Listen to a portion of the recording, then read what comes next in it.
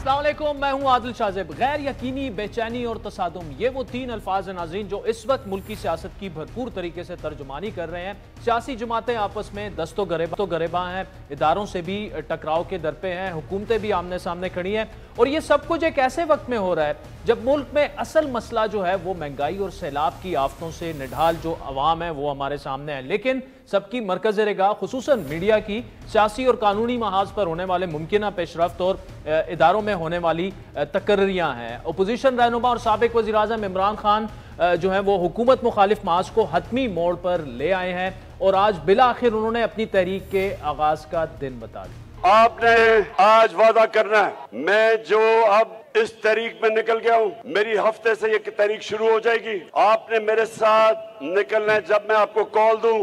25 मार्च के लॉन्ग मार्च की नाकामी के बाद एक के बाद एक जलसों से बनने वाले मोमेंटम और पंजाब हुकूमत हाथ आने के बाद इमरान खान इस नए लॉन्ग मार्च से मुतालिक काफ़ी पुरुमीद भी हैं, लेकिन जवाब में वफाक ने भी मुमकिन जारियत और मज़ामत को रोकने के लिए आस्तीनें चढ़ा ली हैं। एहतियाती तदाबीर के तौर पर वफाक ने अमली इकदाम का आगाज़ भी कर दिया है। इस्लामाबाद में एक अहम शाहराह को भी बंद कर दिया गया है। सूबों से FC के 3000 एहलकार इस्लामाबाद पहुंच चुके हैं, जबकि वफाकी पुलिस ने सूबों से पुलिस, रेंजर्स और FC के तकरीबन 30,000 एहलकार मांगे हैं। साथ ही रेड जोन सील करने के लिए कंटेनर्स भी पहुंचा दिए गए हैं। इसी तरह ड्रोन के जरिए आंसू गैस के शेल फेंकने के भी इंतजाम कर दिए गए और आज वजीर दाखिला ने सूबों को भी इमरान खान के लॉन्ग मार्च को सपोर्ट करने पर खुमियाजा भुगतने की वार्निंग दी। इस किस्म के मार्च की सपोर्ट करेंगे जो कि पाकिस्तान के इस रियासत के कैपिटल पर चढ़ाई के लिए कोई मार्च होगा।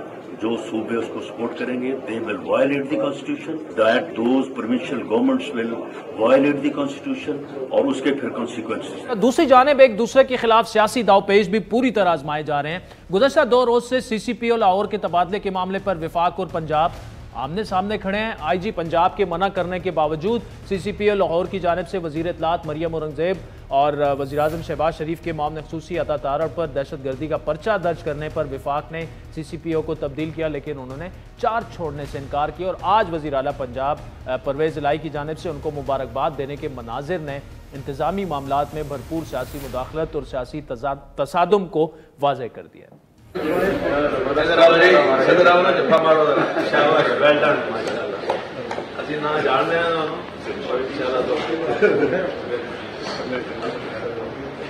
आपको याद दिलाते चले कि पंजाब पहले ही सियासी हवाओं का रुख बदलने की वहां पर अफवाहें हैं। पंजाब में लंदन में शहबाज शरीफ की नवाज शरीफ से मुलाकात के बाद पंजाब हुकूमत को तब्दील करने से मुतालिक ग्रीन सिग्नल मिल जाने की खबरें भी गर्दिश में हैं, जबकि पंजाब असम्बली को कवर करने वाले सहाफ़ियों के मुताबिक आसिफ अली जरदारी और नवाज शरीफ के करीबी हलकों के बकौल पंजाब में वज़ारत आला की नामजदगी का इख्तियार चौधरी शुजात को दिया गया है, लेकिन शर्त यह रखी गई है कि यह नामजदगी चौधरी परवेज़ इलाही के अलावा होगी और इम्कान ज़ाहिर किया जा रहा है कि आइंदा माह के पहले हफ्ते तक पंजाब में हुकूमत की तब्दीली का अमल शुरू हो सकता है। लेकिन अगर इमरान खान ने फौरी लॉन्ग मार्च की कॉल दे दी, जो कि उन्होंने दे दी है, तो ये अमल भी रुक सकता है ताकि पंजाब में हुकूमत की तब्दीली से इमरान खान का लॉन्ग मार्च जो हो वो सबूताज ना हो सके। इस सारे अमल में सियासी मौजज़ात दिखाने वाले साबिक सदर आसिफ अली जरदारी जो हैं वो सरगर्म है और अगर कानूनी महाज की बात हो तो कल का दिन इमरान खान के लिए इंतहाई अहम होगा, क्योंकि खातून जज को धमकाने के इल्ज़ाम में इस्लामाबाद हाई कोर्ट इमरान खान पर फर्द जुर्म आयद करने जा रही है। कल क्या होगा कोर्ट में, कुछ भी हो सकता है। दूसरी जानिब इस सियासी रस्साकशी के दौरान वो ओहदा भी बदकिस्मती से शदीद सियासी मुबाहिसे का हिस्सा बना हुआ है, जो किसी सूरत नहीं बनना चाहिए।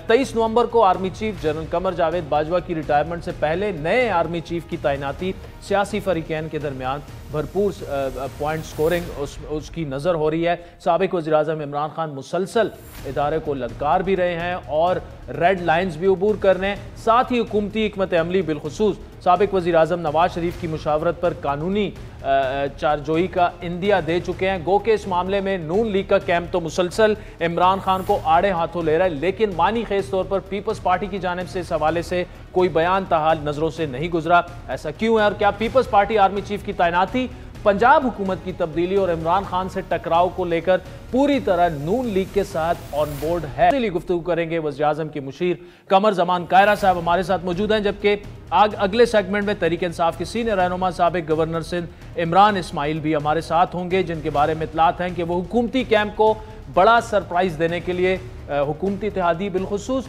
MQM से करीबी राब्तों में है, क्योंकि ये ज़बान ज़दाम है कि MQM भी मौजूदा हुकूमत से उखड़ी दिखाई दे रही है। कायरा साहब, thank you so much for joining us.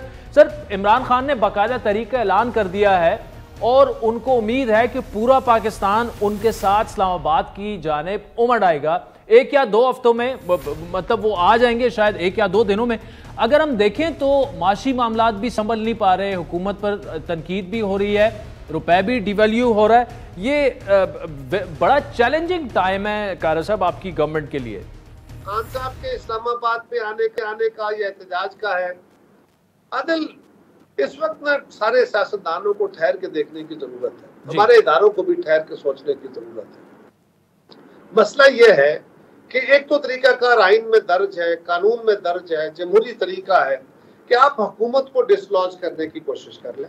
Dislodge से मुराद ये है कि आप आईनी कानूनी तरीके से इस हुकूमत को हटा सकते हैं, आप हटा लें।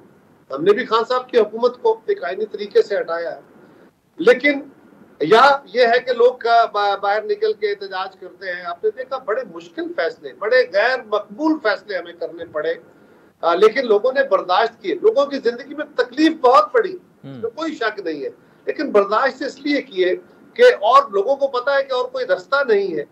लेकिन अगर इसको एजिटेट करते हुए खान साहब एक तरफ वो फौज और हुकूमत के दरमियान खलीज डालने के लिए फौज के ऊपर हमलावर हैं, वो इलेक्शन कमीशन पे हमलावर हैं, वो इलेक्शन कवानीन पे हमलावर हैं, वो अदलिया पे हमलावर हैं, वो हमारे, तो वो जो कुछ करने जा रहे हैं उसका कोई वे फॉरवर्ड क्लियर उनके पास भी नहीं। लिहाजा इससे अबहम और बढ़ तो सकता है, खराब हो सकता है, बेहतर नहीं।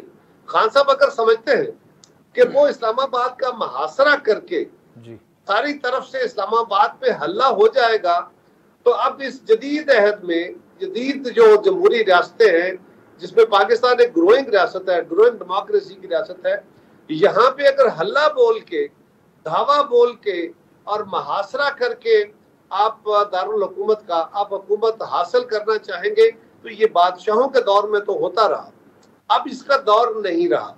ना असलूब इसकी इजाजत देते हैं, ना कानून इसकी इजाजत देता है, ना आइन देता है। आप एहतजाज करना चाहते हैं, बिस्मिल्लाह, आपका हक है, आप आइए। अब जिस शहर में जाके जलसे कर रहे हैं, जुलूस कर रहे हैं, आपका हक है, करें।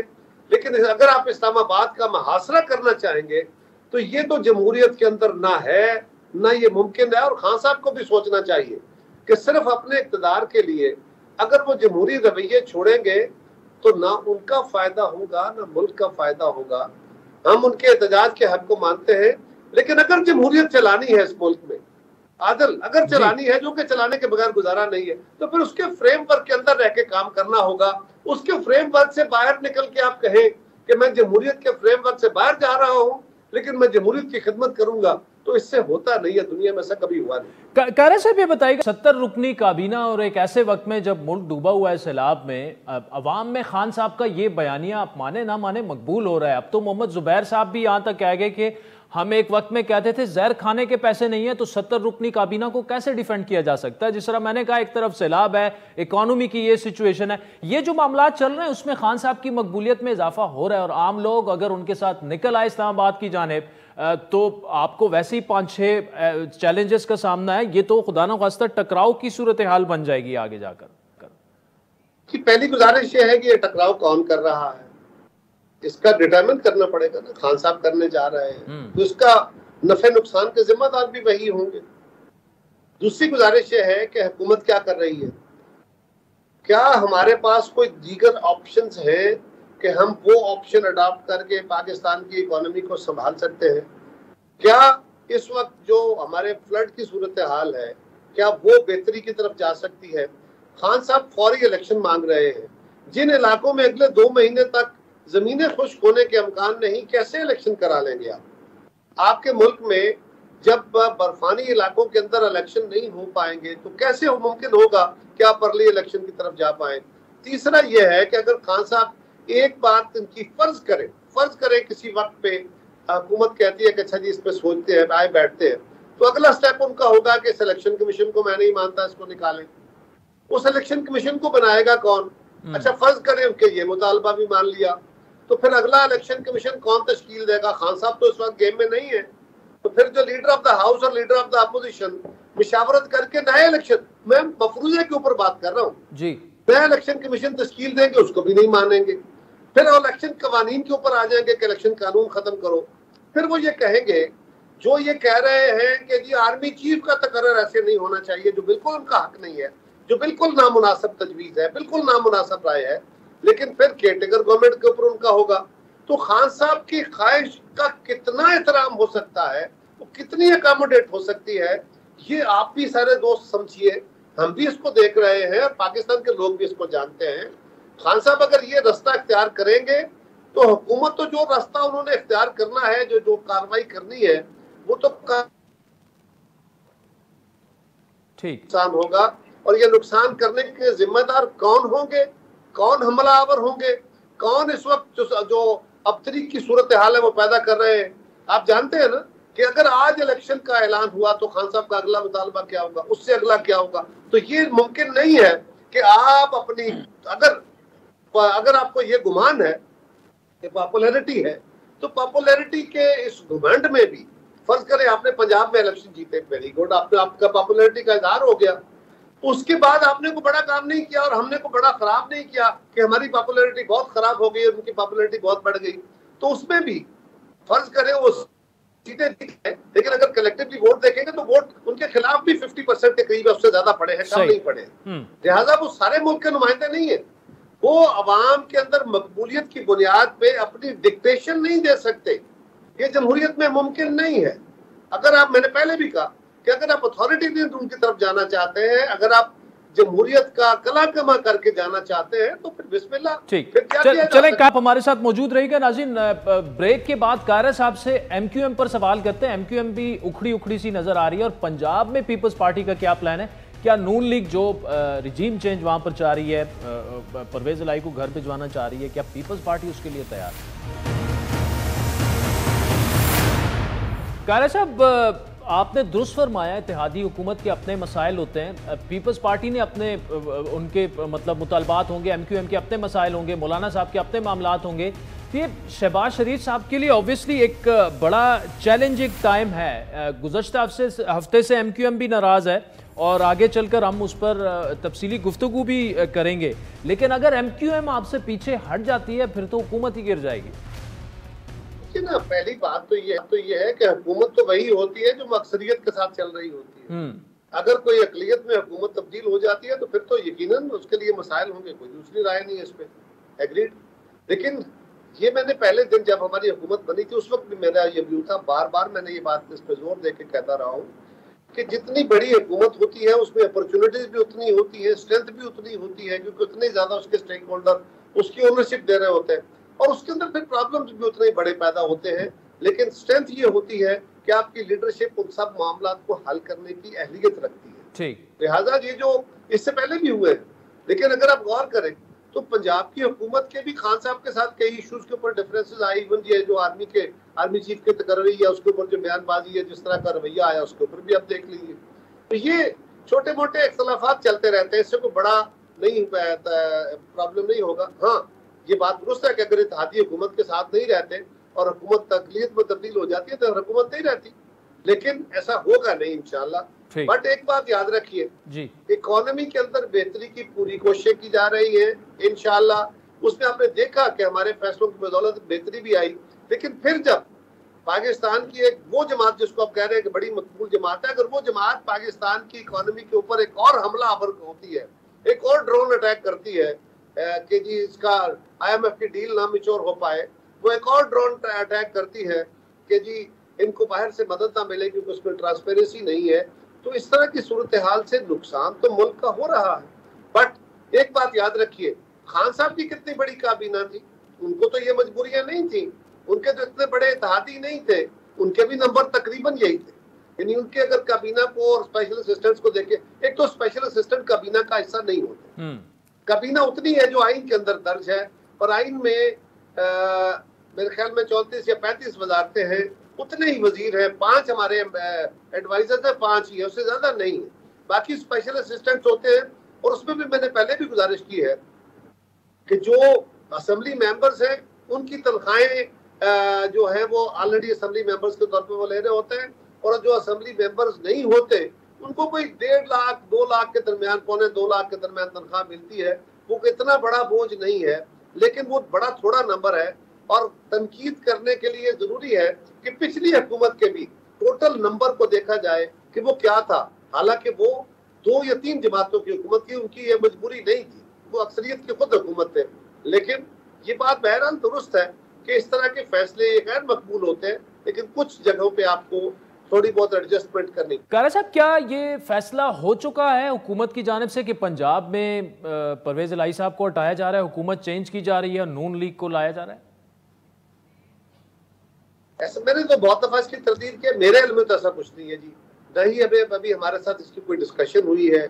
ये कुछ दोस्तों की तरफ से आ रहा आई थी, मीडिया में कोई रिपोर्ट हुई और मीडिया में डिबेट हुआ, लेकिन इसका किसी फोरम पे किसी जगह पे हमारे सीट पे कोई डिबेट नहीं। कायरा साहब, ये बड़ी अहम खबर इधर तो आप दे रहे हैं। पीपल्स पार्टी के बगैर तो नामुमकिन है पंजाब में तब्दीली लाना। एक MP है वहां पर, जिस तरह के मामलात हैं, तो क्या ये सिर्फ मीडिया में ही हो रहा है? और क्योंकि खबर ये भी आई कि नवाज शरीफ और शहबाज शरीफ की जो मुलाकात लंदन में हुई उसमें ये उसूली फैसला हो चुका है कि इमरान खान के मार्च से पहले अगर वो आ जाते हैं, इस्लामाबाद आना चाहते हैं, तो उससे पहले पंजाब में हुकूमत तब्दील करवाने का फैसला हो चुका है। देखिए, ये स्पेकुलेटिव न्यूज है, इसमें कोई अभी तक ऑथेंटिसिटी नहीं है। जब तक आगे वजीर आजम साहब हमारे साथ कोई मशावरत नहीं करते या इसके ऊपर कोई फैसला नहीं होता, मैं तो इसको अभी तक एक मफरूजे के तौर पे लूंगा। कारे साहब, आर्मी चीफ की तैनाती वगैरह बड़ा आजकल डिस्कशन में है, इस पर पीपल्स पार्टी से कोई मुशावरत वगैरह हुई है अभी तक? देखिए, पहली गुजारिश तो ये है कि पीपल्स पार्टी की क़यादत के साथ मुशावरत होगी, हर एक बंदे के साथ मुशावरत तो लाजम नहीं होती जी।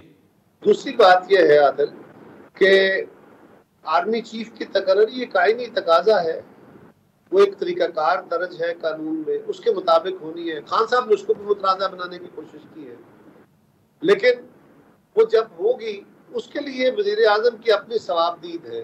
वो किससे मुशावरत करेंगे, किससे नहीं करेंगे, आइन उनको पाबंद नहीं करता। जिस तरह दीगर तकर्रियों के लिए आइन उनको पाबंद करता है कि वो लीडर ऑफ द अपोजिशन से कंसल्टेशन करेंगे, इसमें नहीं है। लिहाजा इसका क्या तरीकाकार हो सकता है? इसका तरीकाकार ये होगा कि वो अपनी जमात से यकीनन मुशावरत करेंगे। लॉजिकल बात है ना, ये कंपल्सरी नहीं है, बाय लॉ नहीं है, ये ट्रेडिशन है। तो जब वो अपनी जमात से करेंगे तो अपने इत्तेहादियों से भी करेंगे, लिहाजा उसमें हमारी जमात से भी मुशावरत होगी। अब अगर वो गए हैं जाते हुए, पहले तो मलका बरतानिया की तदफीन का जो अमल था उसमें शामिल होने गए थे बरतानिया, और वैसे भी अमेरिका जाते हुए यूरोप में या बरतानिया में किसी जगह स्टे करके अब जाते हैं, वो वहां रुक के जब वो अपने भाई साहब से मिले जो कि उनकी जमात के सरबराह भी हैं और वो जमात के बाकी लोग भी बैठे, तो ये कैसे हो सकता है कि पाकिस्तान में एक बड़ा वजह नज़ा बना हो, जलसों में भी बातें हो रही हो, मीडिया में भी बातें हो रही हो, मैं और आप भी बातें कर रहे हो, और ये वहां डिस्कशन ना हो? तो यकीनन इस पे बात हुई होगी, यकीनन पाकिस्तान में आने वाले हालात पे बात हुई होगी, लेकिन वहां क्या गुफ्तगू हुई है इसके बारे में जो चीजें कोई फैसला होगा और उसके ऊपर एक्शनेबल पॉइंट्स होंगे तो फिर शहबाज शरीफ साहब अपने इत्तेहादियों से बात करेंगे, फिर हम आपके साथ शेयर कर सकेंगे। लेकिन ये कोई जुर्म नहीं है, बिल्कुल उनका हक है, वो मशावरत करें, वो अपने इत्तेहादियों से मशावरत करें, आईनी तकाजा, ये कानूनी मजबूरी नहीं है, लेकिन ये असूली बात जरूर है और इस पे बात। ठीक, चलें। कमर जमान कायरा साहब, thank you so much for joining us. नाज़रीन, वक्त हो जाता है एक ब्रेक का, जिसके बाद PTI के साबिक गवर्नर सिंध इमरान इस्माइल हमें ज्वाइन करेंगे हमारे साथ। वेलकम बैक नाज़रीन। ब्रेक से पहले कमर जमान कायरा साहब का तफसीली इंटरव्यू आपने सुना। इस वक्त साबिक गवर्नर सिंध और तहरीक इंसाफ के रहनुमा इमरान इस्माइल हमारे साथ मौजूद है। इमरान इस्माइल साहब, बहुत शुक्रिया। खान साहब ने तो अनाउंस कर दिया इस्लामाबाद की जानिब वो मार्च लेकर आ रहे हैं, प्लान आपका क्या है? क्या ये पूरे मुल्क से काफिले आएंगे, आप लोग इस्लामाबाद में ठहरेंगे, चले जाएंगे? क्योंकि गवर्नमेंट तो ये कह रही है कि किसी सूरत जो है ना आपको आने दिया जाएगा ना बैठने दिया जाएगा, क्योंकि आप चढ़ाई करने आ रहे हैं इस्लामाबाद में। चढ़ाई तो हमने क्या करनी है इस्लामाबाद में? हमने तो कभी चिड़िया का बच्चा नहीं मारा, तो हम इस्लामाबाद पे चढ़ाई क्या करेंगे? हम तो पुरअमन लोग हैं। मैंने आपसे कहा कि इस वक्त अगर पाकिस्तान की कौम किसी के साथ खड़ी है तो वो इमरान खान, इसमें कोई आप डाउट ना रखें जहन में।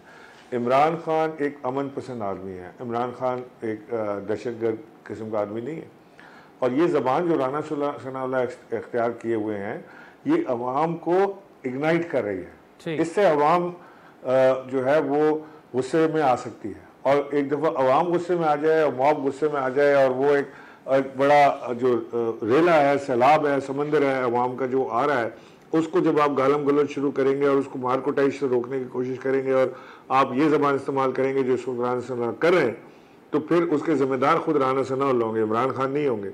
इमरान खान तो सबको पूरा मन कह के इस्लामाबाद लाने की कर रहे हैं, अभी हतमी फैसला नहीं हुआ है। अच्छा इमरान इस्माइल साहब, ये जो आपका एक बयानिया है, मतलब आज जो खान साहब ने स्पीच की है 2 दिन पहले की, आप सीधा सीधा एस्टेब्लिशमेंट को आप ललकार रहे हैं, उनसे टक्कर आपने ले ली है, लेकिन कल को अगर इलेक्शन हो भी जाते हैं, मान लिया चलें आपके कहने पे इलेक्शन हो गए, खान साहब वजीर आजम भी बन गए, कल इसी एस्टेब्लिशमेंट के साथ आप कैसे काम करेंगे? देखिए, पाकिस्तान तहरीक इंसाफ की जब हुकूमत थी ना, तो हमने तो बड़ा क्लोज रिलेशनशिप इंजॉय की इस्टेब्लिशमेंट के साथ, अपने दूसरे इदारों के साथ, पाकिस्तान के मुख्तलिफ इदारे जिनको हुकूमत के साथ चलना चाहिए उनके साथ हमने बड़ी बहुत ज़बरदस्त हमने एक कोऑर्डिनेशन के साथ हम चले। और यही हमारे ऊपर ताना भी दिया जाता था कि जी लाडला है तो फलाना है ढंका है। अब ये लाडले बन गए। हम ये चाहते हैं कि जो आईनी हुकूमत है जमहूरी तरीके से, वो अपने इदारे इख्तियार में रह के काम करे, और पाकिस्तान का हर इदारा अपने अपने इदारे इख्तियार में रह के काम करे, वो दूसरी तरफ ना हो कुछ करे।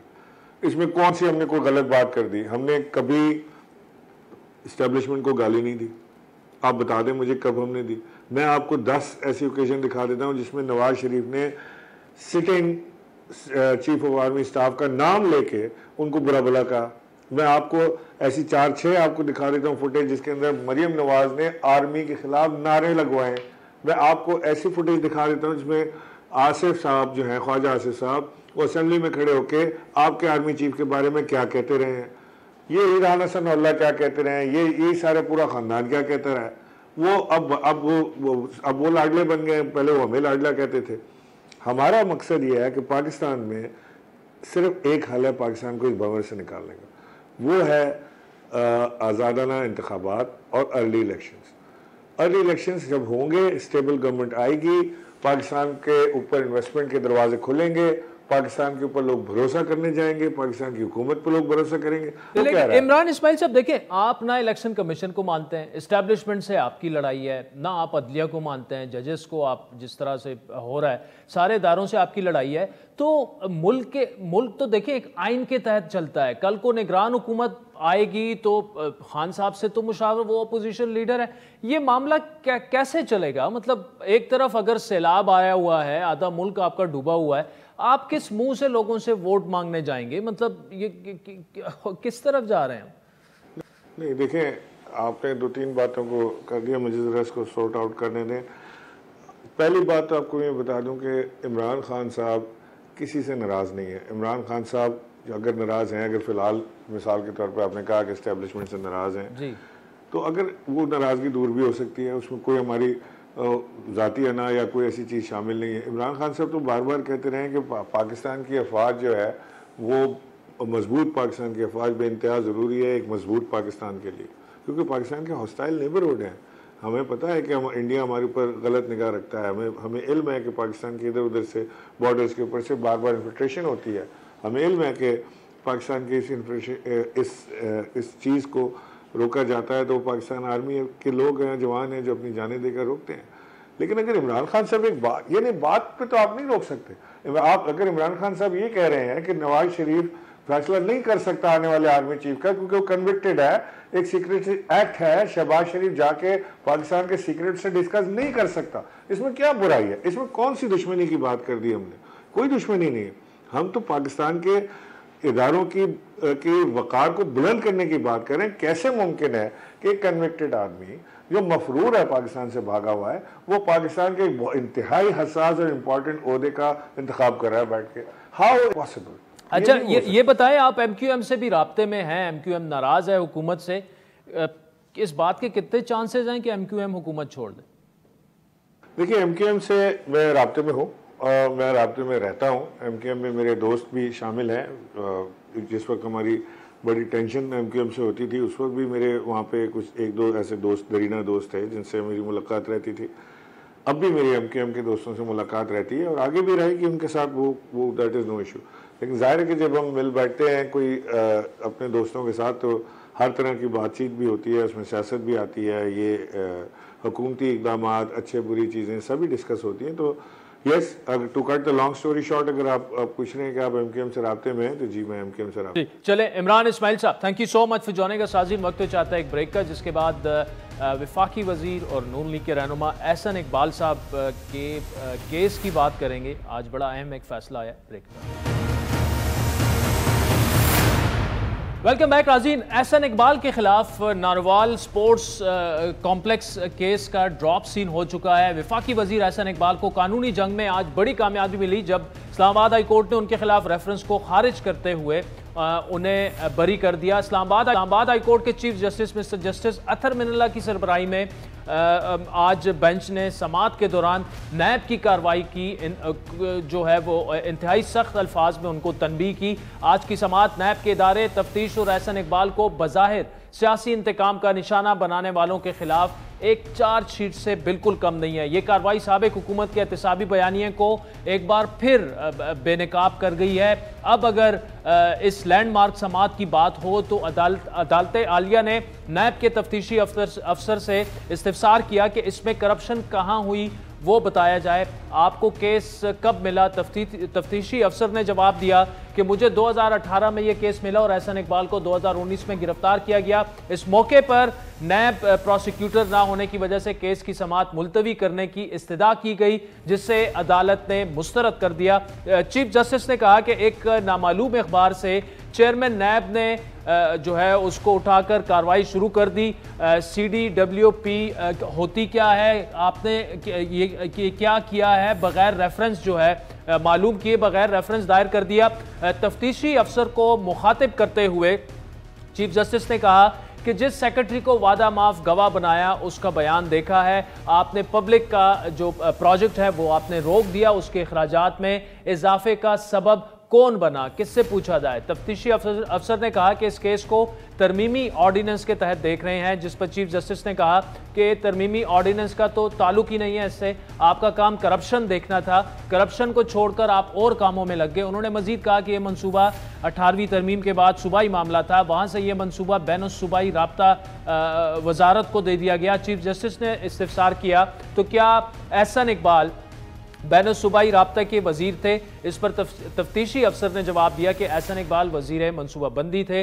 जस्टिस अतर मिनल्ला ने मजीद इस्तिफसार किया कि फिर एहसन इकबाल के पास कौन सा इख्तियार था जिसका गलत इस्तेमाल हुआ। यह आपका काम नहीं है कि किस मनसूबे से मुतालिक क्या पॉलिसी हो। नारोवाल छोटा सा शहर है या बड़ा शहर है, वहाँ कितना मनसूबा बनेगा ये देखना आपका काम नहीं। उन्होंने तफ्तीशी अफसर पर बरहमी का इज़हार करते हुए कहा कि आपको कोई अता पता ही नहीं कि हुकूमत कैसी चलती है, इसमें करप्शन का कोई एक इल्ज़ाम बता दें। अगर आप नुकसान का कहते हैं तो आपने ये प्रोजेक्ट रोका और नुकसान पहुंचाया, कोई नुकसान हुआ था तो फिर आप के खिलाफ केस कर लेते हैं क्योंकि नुकसान तो आपने पहुंचाया। क्या नैब अब देखेगी कि कौन सी हुकूमत क्या कर रही है?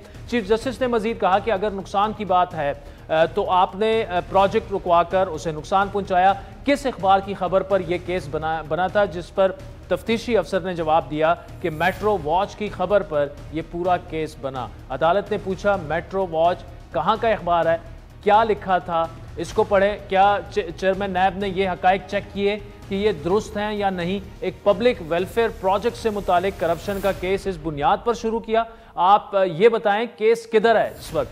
नैब तफ्तीशी अफसर ने इस मौके पर कहा कि इजाज़त दें, जो अभी कानून है उसके मुताबिक हम केस को देखेंगे। जस्टिस अतर मिनल्ला ने कहा कि आप अभी के कानून को छोड़ें, हमने पहले वाले कानून की भी तशरीह की थी।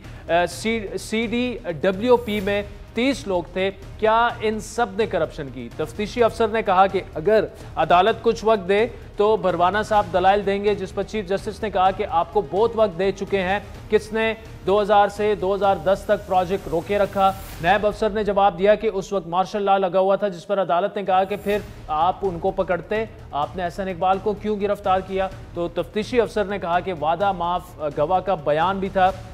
चीफ जस्टिस अतर मिनल्ला ने कहा कि क्या चेयरमैन नैब ने तस्दीक की थी जो कुछ लिखा है वो दुरुस्त है या नहीं? क्या सिर्फ उसी खबर की बुनियाद पर करप्शन का केस बना दिया? एक काबिल अफसर अहद चीमा बरी हो गया, आपने 3 साल उसको जेल में डाले रखा। ये जो इतनी बदनामी आप कराते हैं उसका जिम्मेदार कौन है? उन्होंने कहा नैब ने खुद लिखा पहला नुकसान मंसूबे को इल्तिवा में रखने से हुआ। आप जो हैं वो 2009 तक मंसूबे को रोके रखा, आप लोगों की साख के साथ साथ आप प्रोजेक्ट से भी खेलते रहे। चीफ जस्टिस ने कहा कि आपसे कोई 15 बार पूछ चुके कि करप्शन का बताएं।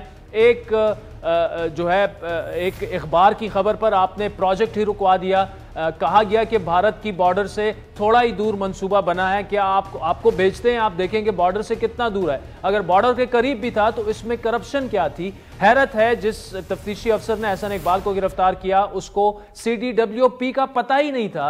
अदालत ने इस्तिफसार किया कि क्या आपने पंजाब हुकूमत से इन्वेस्टिगेट किया? क्या चीफ सेक्रेटरी पंजाब से आपने पूछा? जिस पर नैब के तफ्तीशी अफसर ने कहा कि हमारे पास एक लेटर था। अदालत ने एहसन इकबाल की बरियत की दरख्वास्त मंजूर करते हुए वफाकी वजीर एहसन इकबाल को बरी कर दिया। इस बड़े और अहम तरीन फैसले के बाद मीडिया से गुफ्तगू करते हुए एहसन इकबाल के तासुरात कुछ यूं थे। ये तस्लीम करने पे मजबूर हुआ कि इस रेफरेंस में करप्शन का कोई इल्जाम नहीं है। वो शख्स जो पिछले कई सालों से इस कौम में झूठ बोल बोल के चोर डाकू की फिल्म चला रहा है और उसने मुस्लिम लीग नून की क़यादत के खिलाफ झूठे मुकदमे बनाए। मैं इमरान नियाजी को कहना चाहता हूँ कि आओ आके देख लो तुम्हारे झूठे इल्जामों की क्या हकीकत है। आपको याद दिलाते चलें कि इस केस में नैब ने 23 दिसंबर 2019 को एहसन इकबाल को गिरफ्तार किया और 2 माह से ज्यादा अरसे हिरासत में रहे। फिर रवां साल इस्लामाबाद हाई कोर्ट ने उन्हें 25 फरवरी को जमानत दी, जिसके 9 माह बाद नवंबर 2020 में नैब ने एहसन इकबाल के खिलाफ रेफरेंस दायर किया था। इस रेफरेंस के मुताबिक एहसन इकबाल और दीगर ने अपने इख्तियारात का गलत इस्तेमाल किया। गैर कानूनी तौर पर मंसूबे के दायराकार को 3 करोड़ 47 लाख रुपए से तकरीबन 3 अरब तक का नुकसान जो अखराजात बढ़ा दिए गए उसके। लेकिन दिलचस्प बात यह है कि नैब की एहसन इकबाल के खिलाफ चार्जशीट पर नैब के अपने इदारे से भी अंदर से भी सवाल उठे, जिसकी एक्सक्लूसिव खबर हमने अपने ही प्रोग्राम में रवां बरस जनवरी को दी थी। ये जो बड़े हाई प्रोफाइल केसेस के साथ साथ इवन छोटे जो ब्यूरोक्रेट्स 20, 21, 22 के जो ग्रेड के ब्यूरोक्रेट्स थे उन पर बनने वाले केसेस के हवाले से जो डिप्टी चेयरमैन नैब हैं हुसैन असगर बड़ी एक कतई राय रखते थे और वो ये समझते थे कि चाहे वो एहसन इकबाल का sports Narowal sports city complex हो और चाहे वो खाकान अब्बासी साहब का केस हो, इसी तरह उससे जुड़े LNG से जुड़े मुफ्ता इस्माइल साहब का, और इस तरह के बहुत से ब्यूरोक्रेट्स के ऐसे केसेस शामिल हैं कि जो किसी तौर पे मेरिट नहीं करते कि जहां पे हमें करप्शन नजर आए। कई जगह पे उन्होंने तफसील से नोटिंग भी लिखी और कई जगह पे बहस हुई। मिसाल खास तौर पे जो एहसन इकबाल का नारोवाल स्पोर्ट्स सिटी कॉम्प्लेक्स है उसके हवाले से एक ये उनकी राय थी कि ये जो नारोवाल में लगाया गया है ये शायद किसी और जगह लगाना चाहिए था, बॉर्डर के करीब है। इस पर तो सवाल हो सकता है, लेकिन उनकी जेब में पैसे गए या उनके बेटे की जेब में पैसे गए या उन्होंने किसी को माली फायदा पहुंचाया, इसकी शवाहिद जब नैब के पास नहीं है तो फिर नैब किस बिना पर मुसलसल उनको गिरफ्तारी भी किए रखा उनको। इसके अलावा भी हम अपने इसी प्रोग्राम में बार बार एहसन इकबाल के केस से मुतालिक संजीदा और अहम सवालात उठाते रहे। ये लेकिन एक प्रोसेस का आगाज है जिसमें एहसन इकबाल साहब समझते हैं वो बेगुनाह हैं तो बेगुनाही साबित हो जाएगी। नैब के पास अगर सबूत है तो उन्हें मुजरिम साबित कर देगी। कानूनी अमल है, फिर उनकी गिरफ्तारी पर इतना एतराज क्यों? आदिल साहब, एहसन साहब बिल्कुल ये बात कहते हैं और हम भी ये बात कहते हैं, हमें बिल्कुल कोई परेशानी कोई टेंशन नहीं। ये जितनी मर्जी केसेस खोल के उसकी छानबीन कर लें, अल्हम्दुलिल्लाह हमारा दामन साफ है। तो क्या फीलिंग्स क्या हैं, मतलब जो जिस तरह के रिमार्क्स आज सामने आए, क्योंकि 2 महीने हिरासत में रखने के बावजूद कोई कुछ इल्जाम साबित नहीं हुआ, ना किसी किस्म के सबूत सामने आए और यही नुक्ते बार बार अदालत ने उठाए और उसी की वजह से उन्हें जमानत भी दी। जी, मैं समझता हूँ कि ये नैब की तारीख का जो है वो सबसे बड़ा लतीफा ये केस है और आज ये बात साबित हो गई जब chief justice Islamabad high court ने नैब से पूछा कि ऐसे कौन से सर्कमस्टांसेस थे या ऐसी कौन सी मजबूरी थी कि आपको एहसन इकबाल साहब को अरेस्ट करना पड़ा, जिस पर नैब लाजवाब थी। और जब उन्होंने ग्राउंड्स फॉर अरेस्ट पढ़े तो उस पर जज साहब ने उनको कमेंट्स दिए कि इसमें तो कोई ऐसी क्रिमिनलिटी, आप खुद कह रहे हैं कि इनका कोई क्रिमिनल इंटेंट नहीं था, कोई बैड फेथ नहीं था, इन्होंने कोई मिस अप्रोप्रिएशन नहीं की, कोई पैसे नहीं खाए, कोई करप्शन नहीं की, और आप कैसे उनको अरेस्ट कर सकते हैं? जिससे नैब का पूरा एक जो इस वक्त एक पॉलिटिकल इंजीनियरिंग का जो एक प्रोजेक्ट चल रहा है वो एक्सपोज हो गया कि गवर्नमेंट नैब को इस्तेमाल करके। एहसन इकबाल को इस केस में बरियत के लिए तवील इंतजार करना पड़ा, जो कि पाकिस्तान में निज़ाम इंसाफ और कानून और एहतसाब के बयानिए पर बड़े सवाल खड़ा करता है। आज के प्रोग्राम पर नाजरीन आपके फीडबैक के मुंतज़िर रहेंगे। हमारा ट्विटर हैंडल है @आदिलशाहज़ेब। मुझे मेरी टीम समेत इजाज़त दीजिए। खुदा हाफ़िज़। हर पीर से जुमेरात अपने पसंदीदा show live with Adil Shahzeb को YouTube पर देखने के लिए डॉन न्यूज़ के ऑफिशियल YouTube चैनल पर आएं और सब्सक्राइब करके बेल आइकॉन भी प्रेस करें।